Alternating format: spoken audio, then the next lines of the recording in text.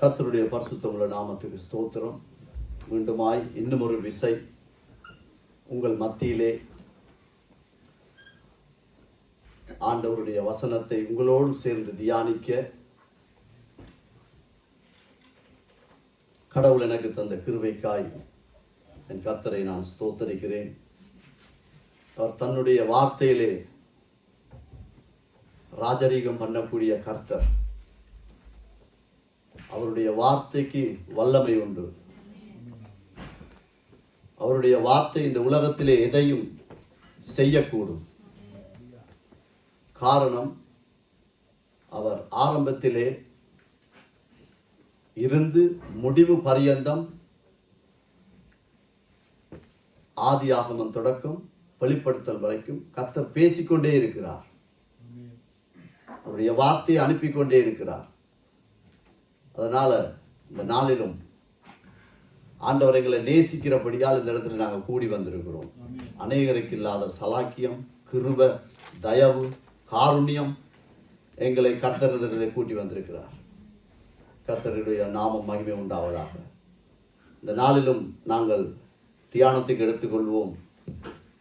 எபிரேயர் 5வது அதிகாரம் 12வது வசனம் 301வது பக்கம். காலத்தை பார்த்தால்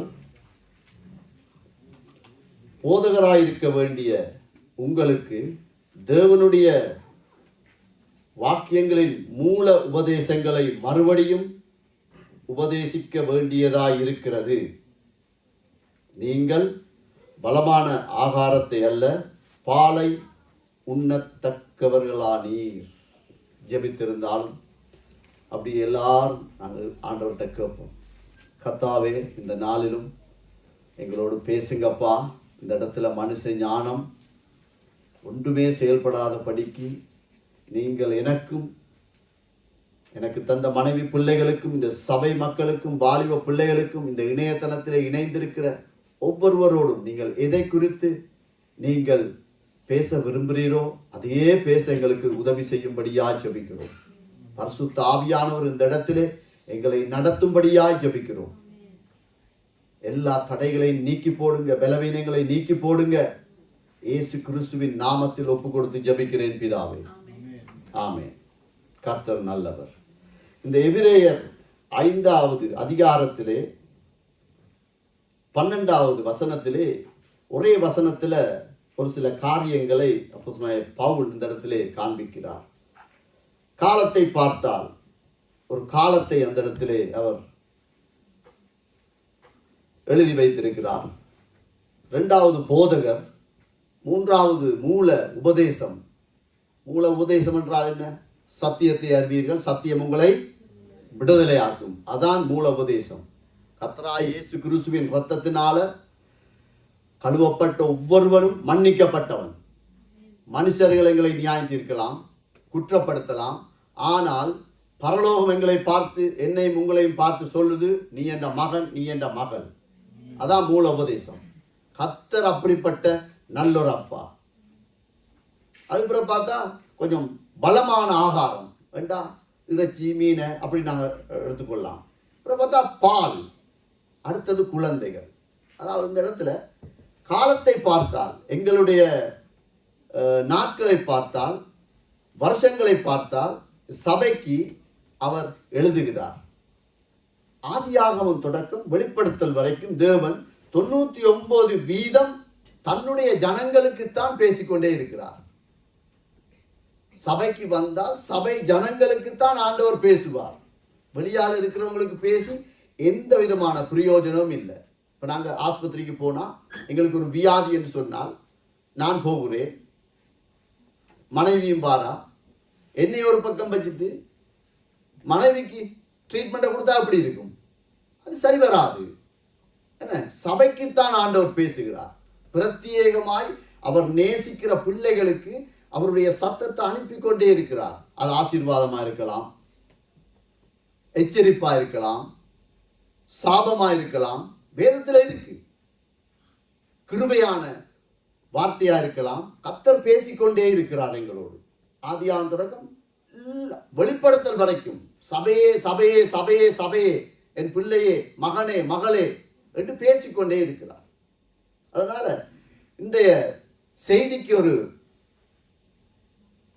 தலைப்பு, எனக்கு என்னை வைத்து இந்த வார்த்தையை நான் தியானித்த போது ஆண்டவர் என்னை பார்த்து என்னுடைய இருதயம் கேட்ட வசனம், வளர்ச்சியிலே நீ முதிர்ச்சி உள்ளவனா என்றதான் இந்த பிரசங்கத்தினுடைய தலையங்கம். வளர்ச்சி இருக்கு, ஆனால் முதிர்ச்சி இருக்கா? அதை இன்றைக்கு நாங்கள் தியானிக்க போகிறோம். பரிசுத்த ஆவியானவர் எங்களுக்கு உதவி செய்வாராக. சத்திய வசனம் ஒரு தடுப்பூசியை போன்றது. என்ன, சின்ன பிள்ளை அம்மா அப்பாவுக்கு தெரியும், பிள்ளை பிறந்தா ஊசி போடணும். போலியோக்கு ஒரு ஊசி இருக்கு, வைரஸுக்கு ஒரு ஊசி இருக்கு, இப்படிப்பட்ட ஒரு சில காரியங்கள் இருக்கு. அதனால வேத வாக்கியங்களை நாங்கள் எங்களுக்கு பிரயோஜனம் உள்ளதாய் எடுத்துக்கொள்ள வேண்டும். குழந்தைகளுக்கு ஏன் ஊசி போடணும்? அது வளரும் போது எந்த விதமான பக்க விளைவுகளும் இல்லாமல் நல்ல ஒரு ஆரோக்கியமான ஒரு பிள்ளையாய் அந்த பிள்ளை வளரணும் என்பதற்காகத்தான் தடுப்பூசி அங்கே போடப்படுகிறது. எங்கட அம்மம்மா, பாட்டி, தாத்தா, அம்மா, அப்பா ஊசியில அலட்சியமா இருப்போமா? இல்லை. உள்ள பிறந்தோனே கேட்பாங்க, எத்தனையாம் தேதி ஊசிக்கு வரணும், ஒரு கார்டு கொடுப்பாங்க. அந்த இத்தனையாம் தேதி இந்த ஊசி, இத்தனையாம் மாசம் இந்த ஊசி. ஏன்? அவங்க அதுல சரியான கவனமா இருப்பாங்க. காரணம், அந்த குழந்தை வளரும் போது அதுக்கு பக்க விளைவுகள் வரக்கூடாது. எந்த தாய் தகப்பனும் இந்த ஊசியின் மேலே அலட்சியமா இருக்க மாட்டாங்க, கருத்தா இருப்பாங்க. காரணம் என்னன்னா, அந்த புள்ளையோட வளர்ச்சி சரியா இருக்கணும். அதே போலதான் கர்த்தர் தன்னுடைய வசனத்தை அனுப்பும் போது அது எங்களை வளர்ச்சி அடைய செய்ய, நாங்கள் ஆரோக்கியமாயிருக்க, எங்களுக்குள்ளே பக்க விளைவுகள் வராதபடிக்கு காத்துக்கொள்ளதான் சத்தியத்தை அறிவீர்கள், சத்தியம் உங்களை விடுதலையாக்கும். இப்ப முதிர்ச்சிக்கான ஒரு உரத்தை பார்ப்போம், ஒரு ஊசியை பார்ப்போம். உபாகமம் 11வது அதிகாரம் 19வது வசனத்தில இருந்து 21வது வசனம் வரைக்கும், பழைய ஏற்பாட்டில் 238வது பக்கம். நீங்கள் என் வார்த்தைகளை உங்கள் இருதயத்திலும் உங்கள் ஆத்துமாவிலும் பதித்து அவைகளை உங்கள் கையின் மேல் அடையாளமாக கட்டி உன் கண்களின் நடுவே ஞாபகக்குறியாக வைத்து. ஆமென். 19வது வசனத்தில் என்ன? அதாவது சத்திய வசனம், இருதயம் ரெண்டும் இணையணும். இருதயம் என்ன செய்யும்? இருதயம் என்ன செய்யும்? எங்களுக்கு தெரியாமலேயே 24 மணித்தியாலும் அது இயங்கிக் கொண்டிருக்கிறது. நாங்கள் நித்திரை கொண்டா என்ன, வேலை செய்தா என்ன, நாங்கள் எப்பயாவது டாக்டர்கிட்ட போனா தான் அவர் சொல்வார், மூச்செடு, அந்த இதை வச்சோன்னு நல்லா மூச்செடுத்து விடுவார். அதை தவிர நித்திரை கொள்ளும் போது, ஐயோ நான் நித்திரை கொண்டுட்டேன், இருதயம் நிற்க போகுது என்று எப்பயாவது எழுப்பி நாங்கள் மூச்செடுத்து விட்டுருக்கோமா? இல்லை. அது இயற்கையாகவே அது இயங்கிக் கொண்டிருக்கிறது. அப்படி நாங்கள் தேவ வசனத்தோடு எங்களுடைய இருதயம் இணைக்கப்பட்ட இருதயமாய் இருக்கணும். இரண்டாவது ஆத்துமா விலையேற பெற்றது. சரீரம் மண்ணுக்குள்ள போகும். அது எந்த பெரிய ராஜாவா இருந்தாலும் சரிதான், அழகு சௌந்தரியம் உள்ளவங்களா இருந்தாலும் சரிதான், ஏழை ஜனங்களா இருந்தாலும் சரிதான், மண்ணுக்கு இரையாக்கப்படும் ஆண்டவருடைய வார்த்தையின்படி. ஆனா ஆத்துமா விலையேற பெற்றது. அது நியாயத்திற்கு போய் நிற்கும். அதனால இந்த ஆத்துமா, அதை நாங்கள் பாதுகாத்துக் கொள்ளணும். அது நியாயத்திற்கு நிற்கிறபடியா அது அசட்டையா நாங்கள் எண்ண முடியாது. சரீரத்துக்கு ஒரு முக்கியத்துவம், ஆத்துமாவுக்கு இன்னொரு முக்கியத்தை நாங்கள் கொடுக்கவே முடியாது. மற்றவர் கையில என்னுடைய திருவசனத்தை அடையாளப்படுத்துறார், கட்டிக்கொண்டு. நாங்க எப்பயும் எங்களுடைய வேலைக்கு எழும்பினா நடந்தா போனா எங்களுடைய கை இயங்கிக் கொண்டே இருக்கிறது. அதனால இந்த இடத்திலும் அவர் சொல்றார், என்னுடைய ஜனங்கள், உன்னுடைய பிள்ளைகளுக்கு இதை கற்றுக்கொடு, எப்போதும் என்னை மறவாதபடி காத்துக்கொள். அது மாத்திரமல்ல, உன் கண்களிலே மையத்திலே ஞாபகக்குறியாவை. இன்றைக்கு நாங்க ரோட்ல போக்குலையோ வார நேரமையோ ஸ்கூட்டர்ல போக்குள்ள ஏதோ ஒரு காரியம், ஒரு கீறல் ஏதோ பட்டா அதை நாங்க தட்டிட்டு விட்ட போயிட்டு அதுக்குரிய இதை நாங்க பார்க்கலாம். ஆனா கண்ணுல ஒரு சின்ன தூசி, மோட்டார் சைக்கிளையோ நடந்து போக்குள்ள ஒரு காத்து வந்து அடிச்சா எங்களால அடுத்த ஸ்டெப் வைக்க இயலாது. ஏன்னா அதை அரிச்சு கொண்டே இருக்கும். அதுக்கு உடனே நாங்க எடுத்து ஊதி ஏதோ ஒன்று செய்து போட்டு தான் அடுத்த கட்டத்துக்கு நாங்க போவோம். அப்படி நாங்கள் கடவுளுடைய வார்த்தையை, கடவுளுடைய வேதத்தை, சத்தியத்தை எங்களுடைய ஞாபக குறியாக கண்களின் மத்தியிலே வைத்து நட என்று ஆண்டவர் அவர்களுக்கு எச்சரிக்கிறார். 20வது வசனத்தை வாசிங்க. அவைகளை உங்கள் பிள்ளைகளுக்கு உபதேசித்து நீங்கள் வீட்டில் உட்கார்ந்திருக்கிற போதும், வழியிலே நடக்கிற போதும், படுத்து கொள்ளுகிற போதும், எழுந்திருக்கிற போதும் அவைகளை குறித்து பேசுவீர்களாக. எந்த சந்தர்ப்பத்திலும் எந்த சூழ்நிலையிலும் நாங்கள் கர்த்தருடைய வசனத்தை மறக்க கூடாது. அவர் செய்த நன்மையை மறக்க கூடாது. எங்கள் பிள்ளைகளுக்கு அது எப்படிப்பட்ட சூழ்நிலையா இருந்தாலும் நாங்கள் எங்களை கர்த்தர் எப்படி மன்னித்தார், தகுதியில்லாத எங்களை ஆண்டவர் தெரிந்து கொண்டு அடிமைத்தனத்தை, ஒவ்வொரு காரியத்தில் ஒவ்வொரு மனுஷன் அடிமையாயிருந்தான். என்னை எடுத்துக்கொண்டா குடியில அடிமை, இச்சையில அடிமை, கோபத்துல அடிமை, பெருமையில அடிமை. அப்படிப்பட்ட காரியத்திலிருந்து ஆண்டவர் மீட்டு கொண்டதை நாங்கள் எங்கள் பிள்ளைகளுக்கு போதிக்க வேண்டும். அது ஆசியாவில் புள்ள பிறந்திருக்கலாம், அமெரிக்கால பிறந்திருக்கலாம், ஐரோப்பால பிறந்திருக்கலாம், அரபு நாட்டில் வாழலாம். எல்லாருக்கும் ஒரே நோதான், ஒரே கட்டளை தான், ஒரே தேவன் தான். தேவன் மாறாதவர். அதனால நீ ஆண்டவர் சொல்றார், நீ இதை போதிச்சு கொண்டே வா. அது ஆசீர்வாதமாய் நீ வாழ்ந்தால் என்ன, இது கர்த்தர் தந்தது உனக்கு. இப்ப அந்த புள்ள நல்லா படிச்ச எக்ஸாம்ல ஃபர்ஸ்ட் மார்க்ஸ் வாங்கிச்சா அந்த பிள்ளைக்கு கொஞ்சம் பெருமை வந்தா கூட தாய் தகப்பனாய நாங்க சொல்லணும், இங்க வாமா, இங்க வாப்பா, இது கர்த்தர் உனக்கு போட்ட கிருபை, கர்த்தருக்கு நன்றி சொல்லு. அப்படி நாங்கள் அவங்களை நடத்தி கொண்டே இருக்கணும். அப்படிப்பட்ட காரியத்தை ஆண்டவர் தன்னுடைய ஜனத்துக்கு காண்பிக்கிறார். இப்ப இந்த முதிர்ச்சியின் கனியை பார்ப்போம். இயேசு கிறிஸ்துவுக்கு பின்னால் யாரை நாங்கள் ஒரு சாயலாய், ஒரு சாட்சியாய், உதாரணமாய் எடுக்கலாம்? ஆதாம் எடுத்துக்கொள்ளலாமா? எனக்கு அதுல உடன்பாடு இல்லை. ஏன்னா ஆதாம் கீழ்ப்படிய இல்லை. நோவா தாத்தாவை எடுத்துக்கொள்ளலாமா? அவர்களையும் எனக்கு கொஞ்சம் உடன்பாடு இல்லை. ஏன்? அவருடைய சந்ததியை சபிக்கத்தக்கதாக அவருடைய தரிசனத்தை இழந்த ஒரு மனுஷன். ஆபிரகாம் எடுத்துக்கொள்வோமா? விசுவாசத்தின் அப்பான்றமே, 25 வருஷம் காத்திருந்தான், உண்மைதான். ஆனா சொந்த மனைவியை ஒரு தேசத்துக்கு முன்னால், ராஜாக்கு முன்னால் சகோதரி என்று பயம். அவரையும் எனக்கு கொஞ்சம் கஷ்டமா இருக்கு. யோவான் எடுத்துக்கொள்வோம். இயேசு கிறிஸ்துவை ஞானஸ்தானம் கொடுத்தவர் தானே. இயேசு கிறிஸ்துவை இவர்தான் தேவ ஆட்டுக்குட்டி என்று அறிவிச்ச ஒரு தீர்க்கதரிசி தானே. அவர் எடுப்போன்னு பார்த்தா அவர்களையும் சாட்டிஸ்ஃபை இல்லை. காரணம், அவர் ஜெயிலில் இருக்கும் போது அவருடைய சீசர்களை அவர் அனுப்புறார் இயேசு கிறிஸ்துவிடம். வருகிறவர் நீர்தானா, இல்லாட்டி இன்னொருவருக்கு நாங்க காத்திருக்கணுமா? அவருக்கும் விசுவாசம் இல்லை, நம்பிக்கை இல்லை. பேதுரு எடுத்துக்கொள்வோமே, சபை மேல் நீதாண்டாப்பா இந்த சபையை கட்டுவா, மறுதளிச்சு போட்டாரு. அவர்களையும் எனக்கு திருப்தி இல்லை, உடன்பாடு இல்லை என்றதை பார்க்கணும், திருப்தி இல்லை. தோமாவை பார்ப்போமே, இல்லை, விரலா விட்டு நீர் தானா என்று அவிசுவாசம். அப்ப யாரை பார்க்கலாம்டா? எடுத்து வாசிப்போம். ஆதியாகமம் 45வது அதிகாரம் 5வது வசனத்திலிருந்து 7வது வசனம் வரைக்கும், பழைய ஏற்பாட்டிலே 61வது பக்கம். என்னை இவ்விடத்தில் வரும்படி விற்று போட்டதினால் நீங்கள் சஞ்சலப்பட வேண்டாம், அது உங்களுக்கு விசனமாய் இருக்கவும் வேண்டாம். ஜீவ ரட்சனை செய்யும்படிக்கு தேவன் என்னை உங்களுக்கு முன்னே அனுப்பினார். ஆமென். இப்ப இந்த சம்பவம் நாங்க அநேக பிரசங்கத்துல கேட்டிருக்கோம். என்ன, அப்ப அந்த மனுஷன் அவனுடைய அதிகாரம் அவனுடைய கையில் இருக்கு, யோசேப்போட கையில இருக்கு. இப்ப அதிகாரம் இருக்கு, அவனுக்கு கீழே ராஜா மட்டும்தான் இல்லை, மற்ற எல்லாம் அவனுக்கு கீழே இருக்கு.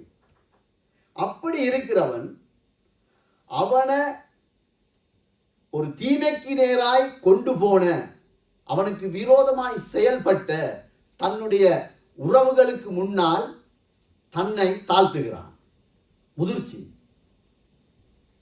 நீங்க எனக்கு தீமை செய்த போதிலும் அவன் சொல்றான், அது உங்களுக்கு விசனமாயிருக்க வேண்டாம். அவங்களுக்கு நம்பிக்கையை விட்டுறான். இப்ப நாங்க யாருக்காவது ஒரு கூடாம ஒரு வார்த்தையை சொல்லி இல்லாட்டி ஏதாவது ஒரு ஒரு தேவையில்லாத ஒரு காரியத்தை நாங்கள் செய்தால் அவர்கள் எங்களை பார்க்கும்போது என்ன ஞாபகம் வரும்? இவன் இப்படி பேசினவன், எனக்கு இவன் இப்படி செய்தவன், என்ன அப்படித்தானே இருக்கும். அதுவும் நாங்கள் சாதாரணமாக இருக்கும்போது விசா நேஷனாலிட்டி வீடு வாசல் எல்லாம் வந்தா இப்படி இருக்கும், மன்னிக்கவே மனம் வராது. இவன் ராஜா தான், இவனுக்கு கீழே இல்லை, மற்றபடி எல்லாம் இருக்கு. அவன் அவங்கள குற்றப்படுத்த இல்லை. அதான் முதிர்ச்சி அவன்கிட்ட. அதை விட அவன் இன்னொரு வார்த்தையை சொல்றான், உங்களை தேவனே அவருடைய நாமம் மகிமை பெறத்தான் உங்கள் மூலமாத்தான் என்னைய அனுப்பி வச்சாரு. உங்களுக்கு முதல் என்னை எந்த இடத்துக்கு அனுப்பி வச்சிருக்காரு.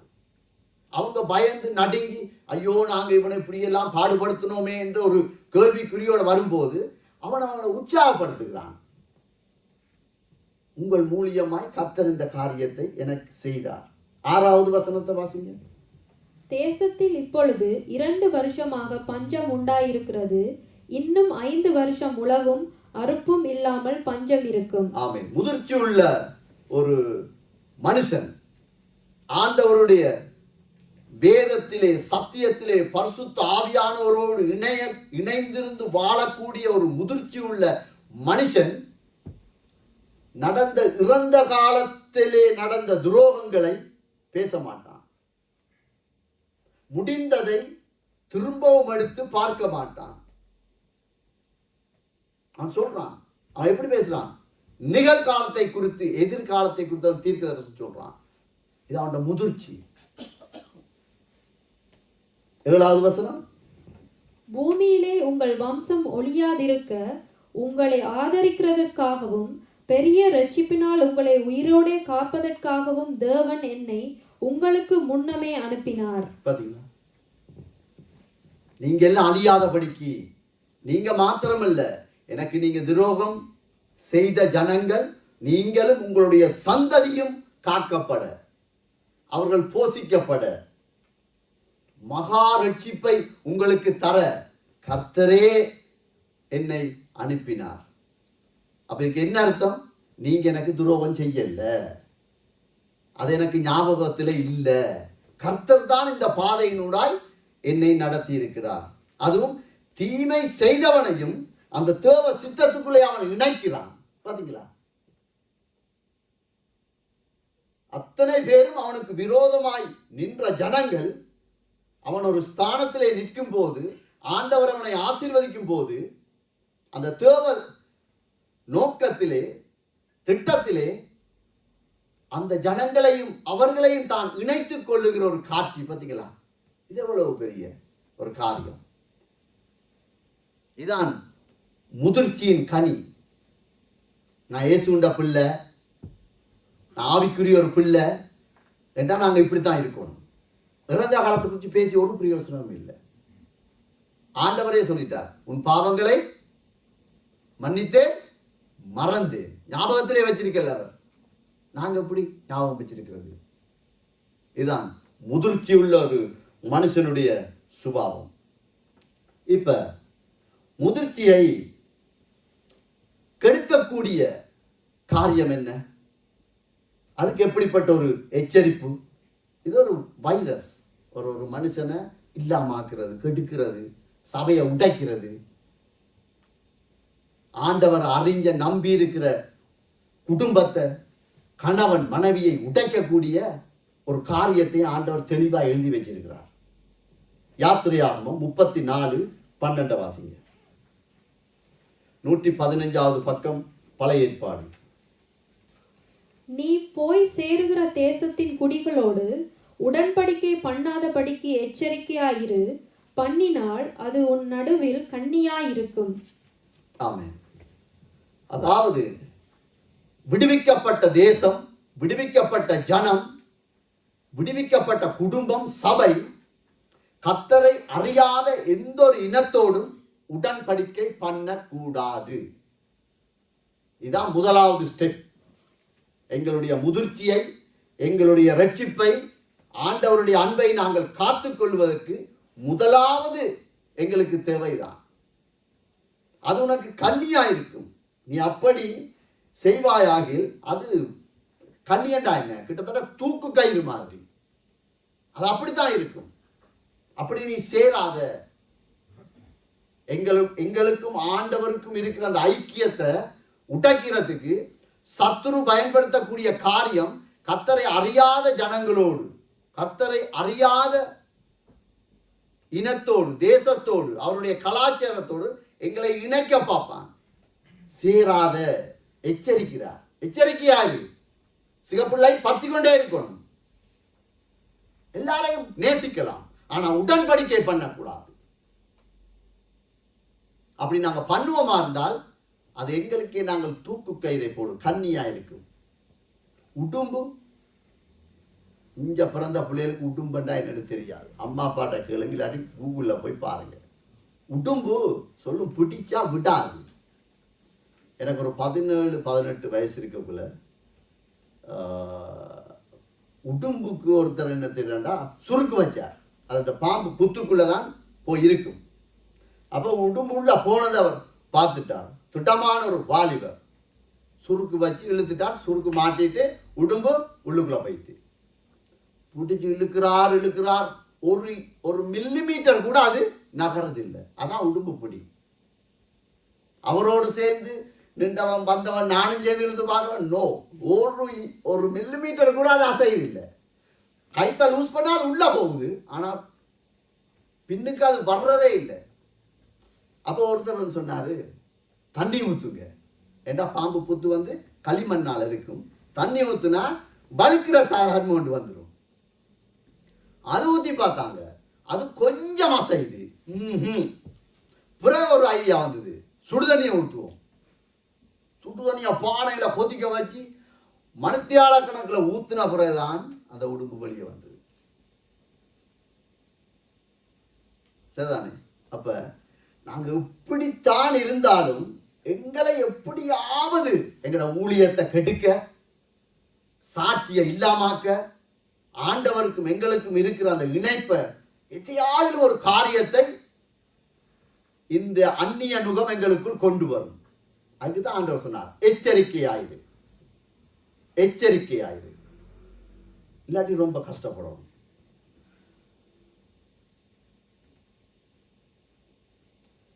கண்களில் அகப்பட்டவனுடைய நிலை என்னண்டா, நியாயபதிகள் எடுத்து வாசிப்போம். 2வது அதிகாரம் 10வது வசனம் 11வது வசனம். அக்காலத்தில் இருந்த அந்த சந்ததியார் எல்லாரும் தங்கள் பிதாக்களுடன் சேர்க்கப்பட்ட பின்பு கர்த்தரையும் அவர் இஸ்ரவேலுக்காக செய்த கிரியையையும் அறியாத வேறொரு சந்ததி அவர்களுக்கு பின். இதனுடைய விளைவு என்ன? அந்த கொஞ்சம் கொஞ்சமா எங்களுக்கும் ஆண்டவருக்கும் இருக்கிற அந்த இணைப்பு, அந்த பிடிப்பு, அந்த விசுவாசம், அந்த நம்பிக்கை தாய் தகப்பனையாக நாங்க இழக்கும் போது நாங்க மறைச்சிருவோம்.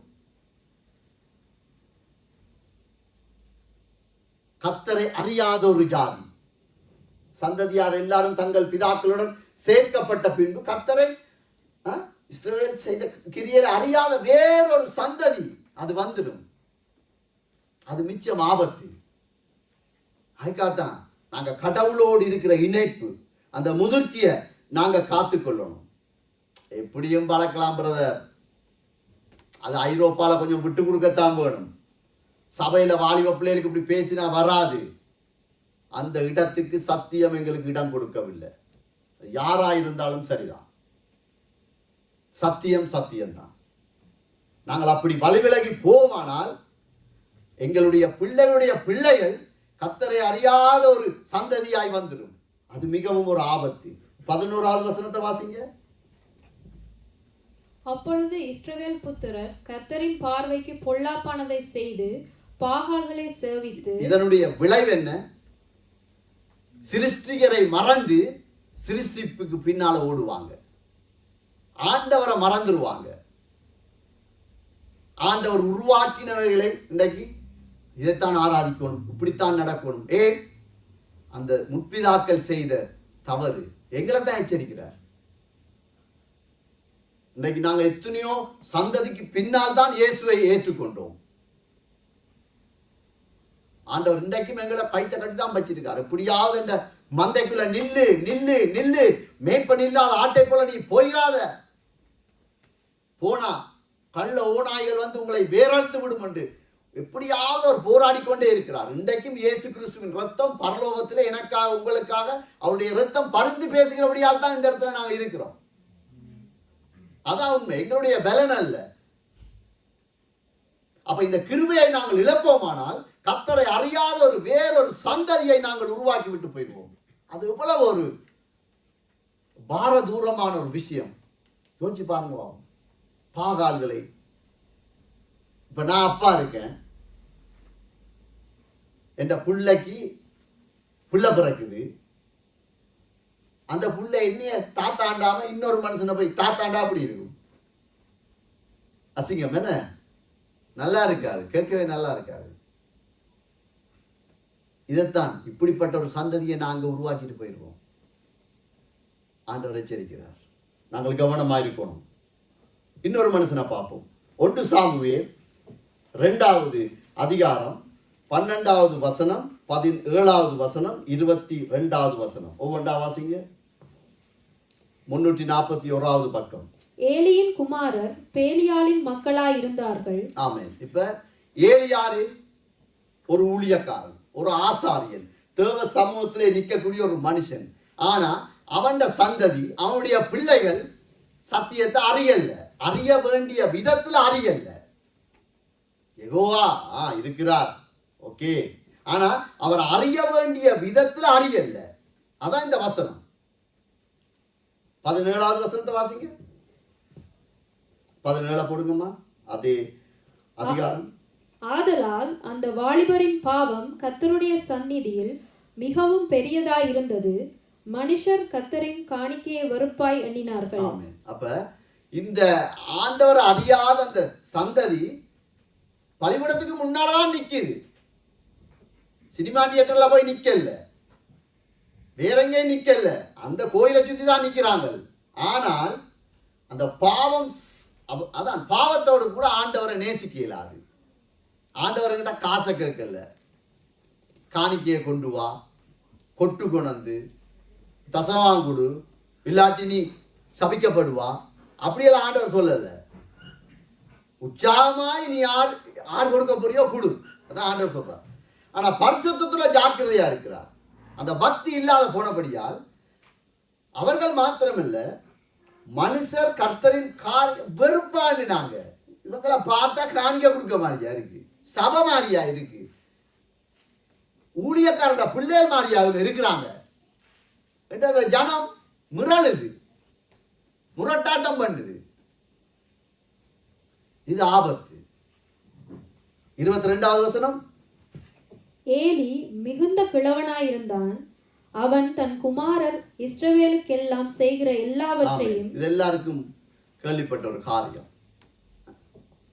ஏலி ஒரு ஊழியக்காரன், முதிர்ச்சி இருந்தாலும் தன்னுடைய பிள்ளைகள் என்ன செய்யறாங்கன்னு கேட்கக்கூடாத ஒரு காரியத்தை அவனோட காதுகள் கேட்குது. தேவ சமூகத்துக்கு வர பெண்களோடு விபச்சாரம், வேசித்தனம். காரணம் என்ன? காரணம் என்ன?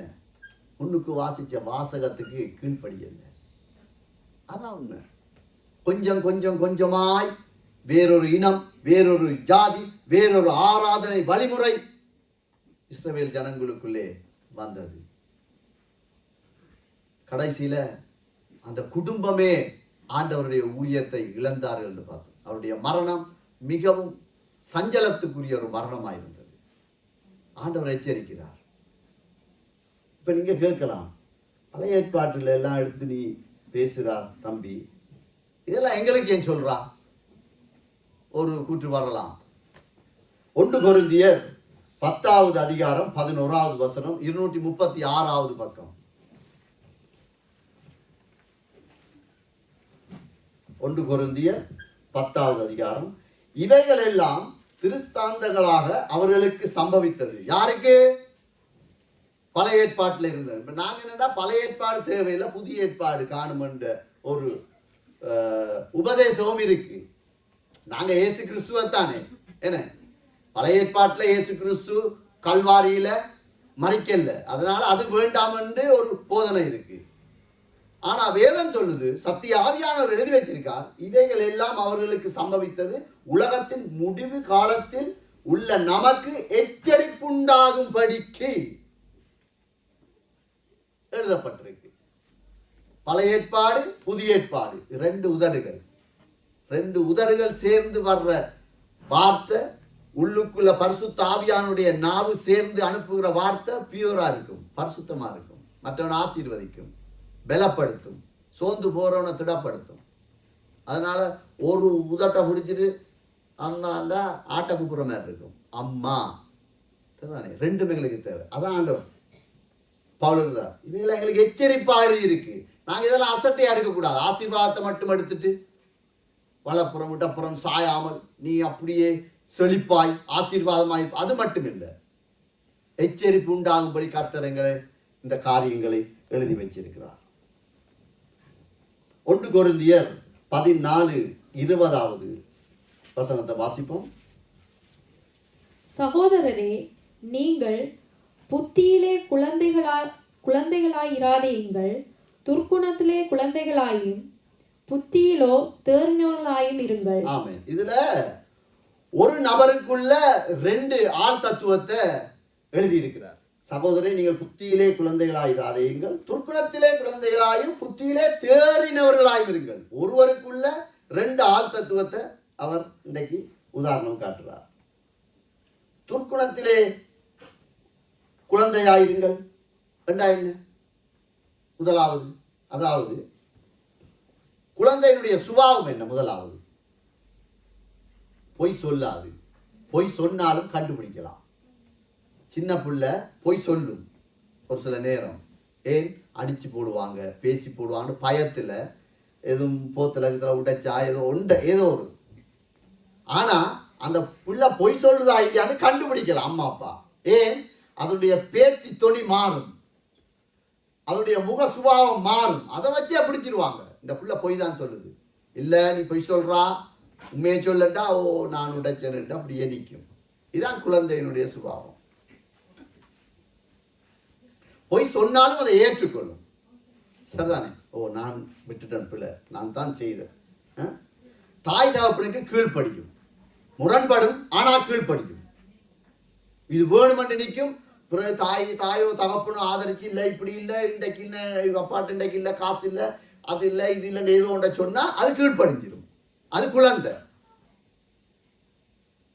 இச்சிக்க தெரியாது, நயவஞ்சகமா அது பேசாது, தகப்பனை விட்டு கொடுக்காது. யாராவது ஒரு நல்ல ஒரு 6 வயசு 7 வயசு பிள்ளைய கூப்பிட்டு சொல்லுங்க, உங்களோட அப்பா அசிங்கம்னு சொல்லி பாருங்க, அது கோபம் வரும். அதை விட்டு கொடுக்காது, கடைசி வரையும் விட்டு கொடுக்காது. அதான் குழந்தை. ஆதலால் கர்த்தரை நாங்கள் மறுதலிப்பதில் குழந்தைகளாயிருங்க என்று அவர் சொல்றார். சரிதானே? ஆண்டவரை விட்டு ஆண்டவருக்கு விரோதமா நாங்க பேசுற காரியம், சிந்திக்கிற காரியம், செயல்படுகிற காரியம், திட்டங்கள் எல்லாம் பார்ப்போமല്ലോ, அதுல நாங்களும் நீங்களும் குழந்தைகளாயிருங்க என்று அவர் எழுதி வச்சிருக்கார். குழந்தைகளா இருக்கணும். 2வது புத்தியிலே தேறினவர்களாயிருங்கள். புத்தியிலே தேவனை குறித்த அறிவு, பயபக்தி, அவரிடத்தில் பெற்ற நன்மைகள். எவ்வளவு நன்மையை பெற்றிருக்கிறோம் யோசிச்சு பாருங்க. ஆகும் வியாதியிலிருந்து சுகம் உண்மைதான், கேன்சர் சுகம் உண்மைதான், தரத்திரத்திலிருந்தும் விடுதலை உண்மைதான், வியாதியிலிருந்தும் விடுதலை உண்மைதான், மன அழுத்தத்திலிருந்தும் உண்மைதான் விடுதலை. குடிக்காட்டி நித்திர வராது, எனக்கு விடுதலை, உண்மைதான்.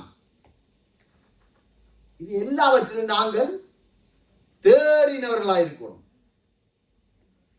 இந்த நாங்கள் ஆண்டவருடைய நன்மையை, அவர் செய்த சகலமும் தேவனே எங்களுக்கு செய்தார், இவர்களை சிறு பிள்ளைகளை போல மறவாத, மறுதளிக்காத ஒரு இருதயம் இருக்கணும் ஒரு மனுஷனுக்கு. அதான் தேறினவன், முதிர்ச்சி உள்ளவன். எங்களை குறித்து ஏதாவது பேசினா, இல்ல ஆண்டவர் என்னை இவ்வளவு தூரம் கூட்டிக் கொண்டுறார், அவருக்கு மகிமை உண்டாகட்டும். எங்களுக்கு விரோதம் யாரும் பேசினா கர்த்தர் பார்த்துக் கொள்வார். நான் அப்பாவை நம்புறேன், நான் அப்பாவை நம்புறேன். இப்ப ஒரு 5 வயசு 3 வயசு பிள்ளைக்கு யாரும் அடிச்சா அது என்ன செய்யும்? இப்போ எதிர்த்து நிற்குமா? இல்ல, உடனே அப்பாட்டே அம்மாட்டே வந்து நிற்கும். என்ன இங்க சொல்லாட்டியும் வீட்டை போய் சொல்லும், அந்த மாமா அப்படி பேசினாரு, முறைச்சாரு. ஏன் சொல்லுது? அதுக்கு அப்பா ஆதரவா இருக்கு, அம்மா ஆதரவா இருக்கு.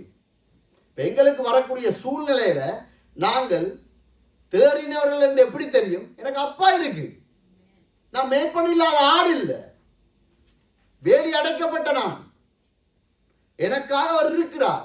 அந்த உணர்வு இருந்தா நான் அவரோட சமூகத்தில் வச்சுட்டு போய்கொண்டே இருப்பேன். இன்னைக்கு நான் அதை எடுத்து அதுக்கு ஒரு ரூபத்தை கொடுத்து அவன் ஒன்றுதான் சொல்லியிருப்பான். வந்து சொல்றவன் நாளை கூட்டி சொல்லுவான், நாங்கள் எழுதக்குள்ள இன்னும் கூட்டி சொல்லுவோம். இல்லை, எங்களுக்கு அப்பா இருக்கு, அனாதைகள் அல்ல நாங்கள். அதனால நாங்க இந்த காரியத்திலே தேறின பிள்ளைகளாக இருக்கணும் என்று பவுல் எழுதுகிறார். இந்த சத்தியங்களை வெளிப்படுத்தினவரை ஒருக்கா நாங்க தியானிப்போம் சீக்கிரமா. யாத்திரையாகமும் 34:7 எடுத்து வாசிங்க. பழைய ஏற்பாட்டுல 115வது பக்கம். 1000 தலைமுறைகளுக்கு இரக்கத்தை காக்கிறவர், அக்கிரமத்தையும் மீறுதலையும் பாவத்தையும் மன்னிக்கிறவர், குற்றவாளியை குற்றமற்றவனாக விடாமல் பிதாக்கள் செய்த அக்கிரமத்தை பிள்ளைகளிடத்திலும் பிள்ளைகளுடைய பிள்ளைகளிடத்திலும் 3ஆம் 4ஆம் தலைமுறை மட்டும் விசாரிக்கிறவர் என்று கூறி ஒரு ஸ்டேட்மெண்ட் கொடுக்கிறார் ஆண்டவர். அவர் யார்? எப்படிப்பட்டவர்? ஆண்டவர் இரக்கமுள்ளவர். 1000 தலைமுறை வரைக்கும் தன்னுடைய இரக்கத்தை காண்பிக்க அவர் தயாராயிருக்கிறார். அதே சமயம் அக்கிரமத்தையும் பாவத்தையும் மீறுதலையும் மன்னிக்கிறவர், குற்றவாளியை குற்றமற்றவராய் விடாமல். ஏன்? நன்மையை பெற்றவங்களுக்கு இது இஸ்ரவேல் ஜனங்களுக்கு, வெளியால இருக்கிறவங்களுக்கு இல்லை, எகிப்தியருக்கு இல்லை. இது தன்னுடைய மகிமையை, கிருபையை, நன்மையை கண்ட ஜனங்களுக்கு எழுதுறார். செய்த அக்கிரமத்தை பிள்ளைகளிடத்திலே நான் விசாரிப்பேன். அது ஒரு பிள்ளை அல்ல, 3ஆம் 4ஆம் தலைமுறை வரைக்கும். இது மிச்சம் பயங்கரமா இருக்கும். இன்றைக்கு ஆசியா தேசங்கள்ல, இந்தியாவில், பம்பையில ஒரு வருஷத்துக்கு 10,000 குழந்தைகளை கடத்துகிறார்கள். ஒரு வருஷத்துக்கு 10,000 குழந்தைகளை அந்த ஒரு ஸ்டேட்ல மட்டும். காரணம் என்ன? பிச்சை எடுக்க, விபச்சாரத்துக்கு. நல்ல பிள்ளைகளை அப்படியே கடத்தி கண்ணுக்குள்ள மருந்தை விட்டு குருடாக்கி, கையை உடைச்சி, காலை உடைச்சி பிச்சை எடுக்க வைக்கிறாங்க. நடக்குது. இப்ப ஆண்டவர் இல்லையோ தேசத்திலே? ஆண்டவர் இல்லையோ? கிருபை இல்லையோ? காரணம் என்ன? யாரோ ஒரு முற்பிதா செய்த பாவம் இங்கே கிரிகை செய்து விளையாட இயலாது. சும்மா வசனத்தை வசனமா வாச்சிட்டு போக கூடாது. இது அரைக்கணும் எங்கட வாயில போட்டு. நான் விடுற பிள்ளை, என்ற பிள்ளைய ஒருவேளை அது ஆண்டவர் அறிஞ்சிட்டா கொஞ்சம் பாதுகாப்பா இருக்கும்.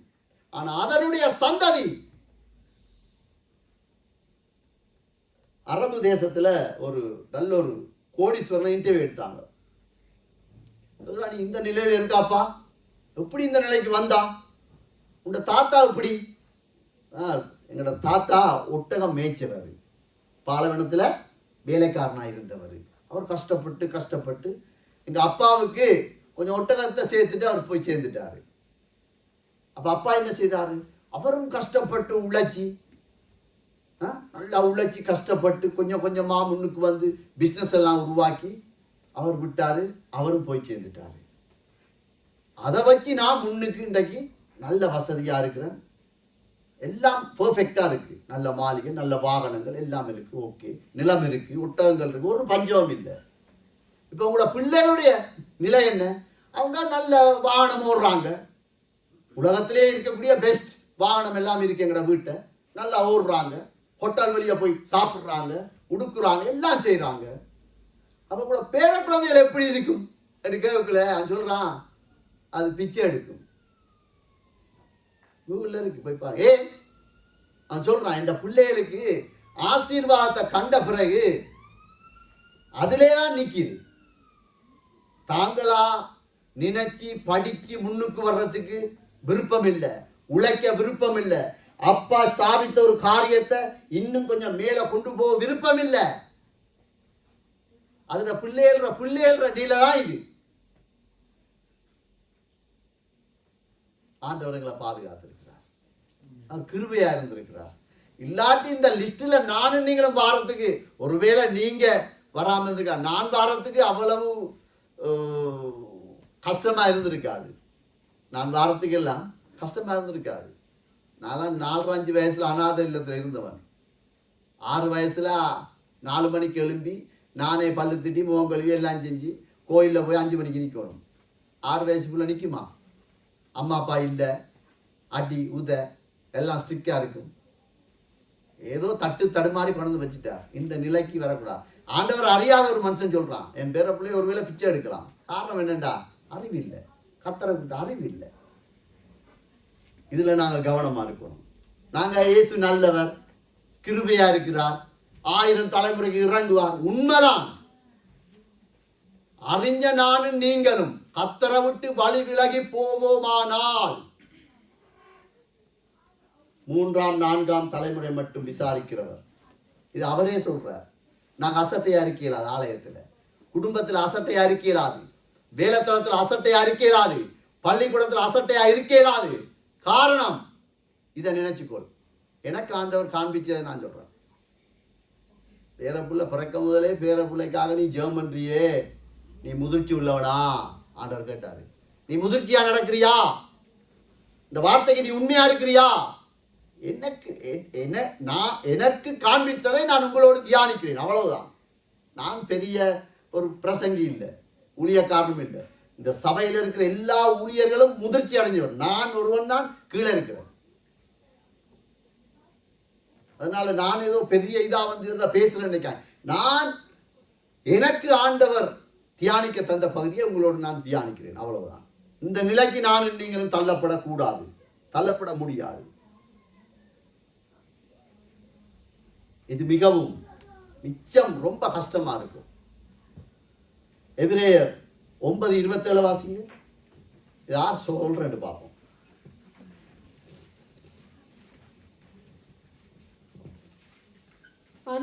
அன்றியும் ஒரே தரம் மரிப்பதும். இந்த வார்த்தை எனக்கு அப்படி பளிச்சென ஞாபகம் இருக்கு. காரணம் என்னன்னா, இந்த இடத்துல ஒரு சகோதரன் இந்த வார்த்தையை வச்சு ஒரு பிரசங்கம் கொடுத்தவர். அப்படியே எனக்கு இன்னும் ஞாபகம் இருக்கு. அன்றியும் ஒரே தரம் மரிப்பதும் பின்பு நியாயத்தில் படைவதும் மனுஷனுக்கு நியமிக்கப்பட்டிருக்கிறது. ஒரு வாழ்க்கை தான், ஒரே ஒரு வாழ்க்கை தான். ஆனா பல தடவை மனம் திரும்ப கர்த்தர் கிருபை செய்தார். எங்களை மறக்க தெரியாத நல்ல ஒரு அப்பா. சரியா? எங்களை மறக்க தெரியல அவருக்கு. அதனால்தான் இவ்வளவு போராடுகிறார் எங்களோடு. இல்லாட்டி அவருக்கு ஆட்கள் இல்லையா? சபை இல்லையா? ஜனங்கள் இல்லையா? யோசிச்சு பாருங்க. ஆகும் இன்றைக்கு எத்தனையோ இளம் வாலிப பிள்ளைகளை சொந்த தாய் தகப்பன் கொண்ட விபச்சாருக்கு விற்கிறாங்க. 50,000, 25,000, 1 லட்சம், 2 லட்சம். ஏன் அந்த தாய் தகப்பனுடைய வயிற்றிலே நாங்கள் பிறக்க இல்லை? ஏன் ஆண்டவர்களை விட இல்லை? ஒரே ஒரு வாழ்க்கை தான். வாலிப பிள்ளையா, அம்மா அப்பா நான் எங்களுக்கு, எனக்கு உங்களுக்கு ஒரே ஒரு ஒன் லைஃப். ஆனா பல தடவை நாங்கள் மனம் திரும்புவதற்கு கர்த்தர் காத்திருக்கிறார், வாய்ப்பு தந்து கொண்டே இருக்கிறார். அதான் அவரோட பெஸ்ட்.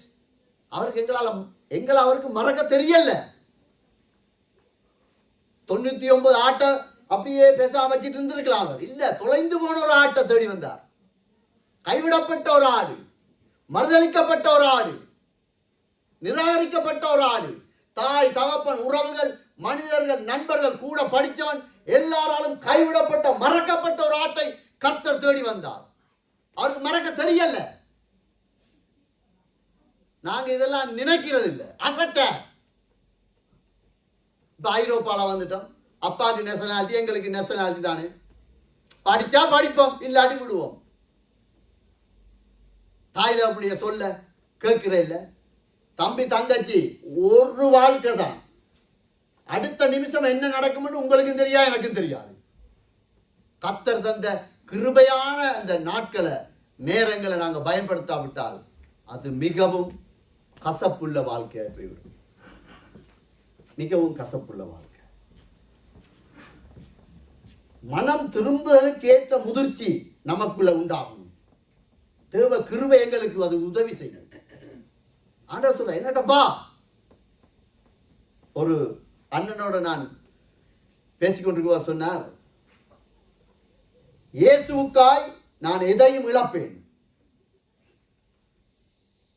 இயேசுவுக்காய் நான் எதையும் இழப்பேன், ஆனா எதற்காக நான் இயேசு இழக்க மாட்டேன். அப்படியே அந்த ஆணி அடிச்ச மாதிரி இருந்தது அந்த வசனம். அதை நான் போய் அப்படியே நான் தியானிச்ச விட்ட போய் இதுவரைக்கும் இப்படிப்பட்ட ஒரு வசனத்தை நான் கேட்கவே இல்லை.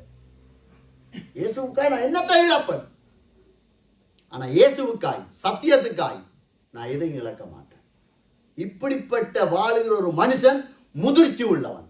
அந்த குடும்பம் முதிர்ச்சி உள்ள குடும்பம். இந்த நிலைக்கு நானும் நீங்களும் வரணும். ஒரே பாலை போட்டு குடிச்சு கொண்டிருக்கோம். பாலை குடிச்சு குடிச்சு கொண்டே இருந்தா சபை கூடுதலா விட்டு விடாதா, விட்டு விடாத. ஏன் மனைவியை நாங்க நேசிக்கிறோம், உழைக்கிறோம். ஏன் யாருக்காக உழைக்கிறோம்? பிள்ளைகளுக்கு பிறகு பேர பிள்ளைகள். வீட்டை வாங்குறோம். யாருக்கு வாங்குறோம்? 55 வயசுல வீடு வாங்குறாங்க. என்னத்துக்கு வாங்குறோம்? 60 வயசுல வீடு வாங்குறோம். என்னத்துக்கு வாங்குறோம்?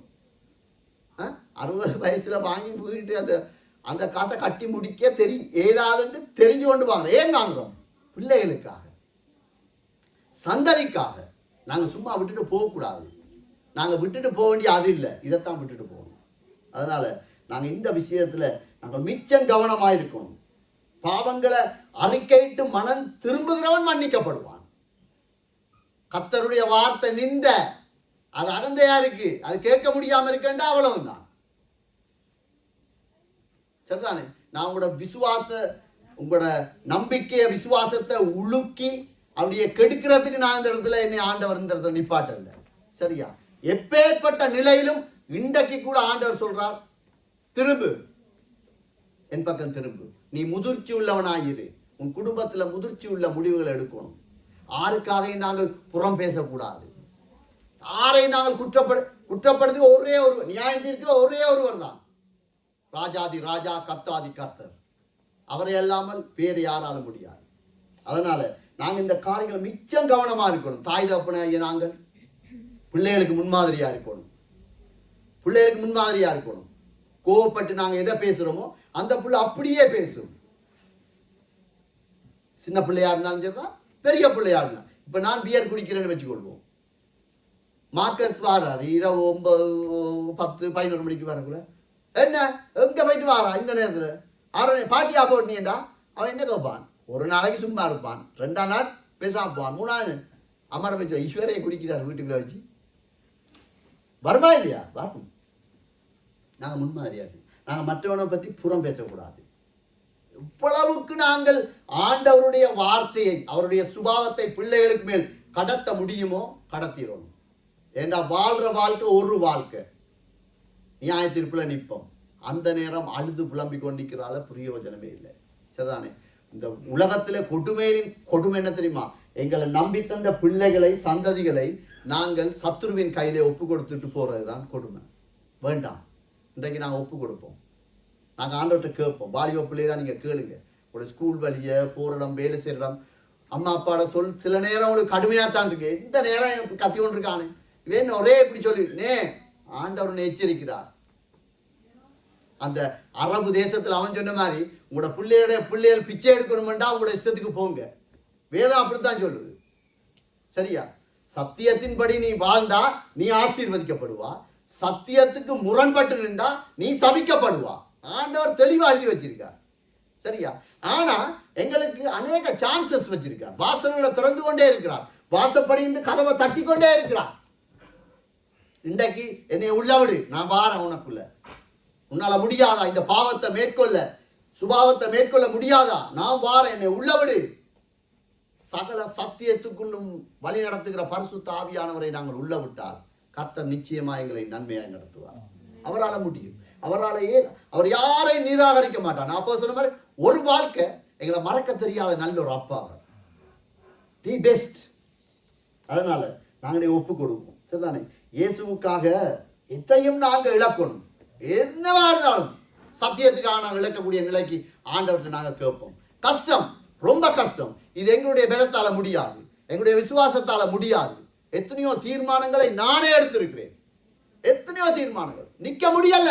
ஒரு நாள் 2 நாள், அடுத்த நாள் கீழே விழுந்துருவோம். நீ அம்மா அப்பா மற்றவங்களை குற்றப்படுத்தினா பிள்ளைகள் குற்றப்படுத்தும். சந்தேகப்படாத. கர்த்தர் உனக்கு சகாயரா இருக்கணும் என்றா நீ குழந்தையாயி. வாலிப பிள்ளை, சரிதானே? 25 வயசு என்ற மார்க்கஸுக்கு 21 வயசு 22 வயசு. அது என்னோட எழுத்துலண்டா நான் கொஞ்சம் தான் பார்ப்பேன். ஏன்? அவனுக்கு சத்தியம் தெரியும். நான் சொல்லிடுவேன், தம்பி. அவன் சொல்லுவான், யா செல்பானா எல்லாம் செய்யலாம் தானே. ஓகே, அவனும் செய்யலாம். நாங்கள் போலீஸ் வரும், அவரை விட வெளியேண்டுவான், ஒன்றும் செய்யலாது. அவனுக்கு நான் ஒன்று தான் சொல்லுவேன், நாசமா போறதுக்கு ஒரு வழி இருக்கு, நல்லா வர்றதுக்கு ஒரு வழி இருக்கு. ஆனா குழந்தை என்ன செய்யும்? அப்பாட காலை கட்டி பிடிச்சி அடிச்சு பாருங்க, திருப்பி வந்து நிற்கும். அதான் நாங்கள் குழந்தைகளா இருப்போம். ஆண்டவர்கிட்ட கேட்போம், ஆவியானவரே நான் உங்க பிள்ளையா இருக்க ஆசைப்படுறேன், எனக்கு உதவி செய்யுங்க. அது எப்பேற்பட்ட நிலையா இருந்தாலும் சரிதான், எப்பேற்பட்ட காரியமா இருந்தாலும் சரிதான். நம்மை கைவிட தெரியாத நல்ல ஒரு தேவன். ஒப்பு கொடுப்போமா? நல்ல ஒரு அப்பாவை நாங்க ஒப்பு கொடுத்து நாங்க ஜெபம் பண்ணுவோம். பரிசுத்தமுள்ள தகப்பனே, இந்த நாளிலும் ஆண்டவரே ஒரு வார்த்தைக்காய்மை நன்றியோடு ஸ்தோத்தரிக்கிறோம். இந்த இடத்துல நீங்க பேசி இருக்கிறீங்க, என்னை எச்சரித்திருக்கிறீங்க, சபைக்கு பேசி இருக்கிறீங்க. ஆண்டவரே, நாங்கள் குழந்தைகளாய் இருக்க எங்களுக்கு உதவி செய்யுங்க. பாவத்துக்கு எதிர்த்து நிற்க புருஷராய் இருக்கணும் ஆண்டவரே. சத்தியத்துக்கு விரோதமாய் வருகிற காரியத்துக்கு நாங்கள் ஆண்டவரை எதிர்த்து நிற்க நாங்கள் புருஷராய் வளர்ந்தவர்களாய் இருக்க எங்களுக்கு உதவி செய்யுங்க. உங்களுக்கு கீழ்ப்படிய குழந்தைகளை போல எங்களை மாற்றுக்கப்பா. எங்களுக்கு உதவி செய்யுங்க தகப்பனே. எல்லா மகிமையும் கனத்தை உங்களுக்கே செலுத்துகிறோம். இயேசு கிறிஸ்துவின் நாமத்தில் ஜெபிக்கிறோம் பிதாவே. எல்லா கனமும் மகிமையும் உங்களுக்கே செலுத்துகிறோம். ஆமென்.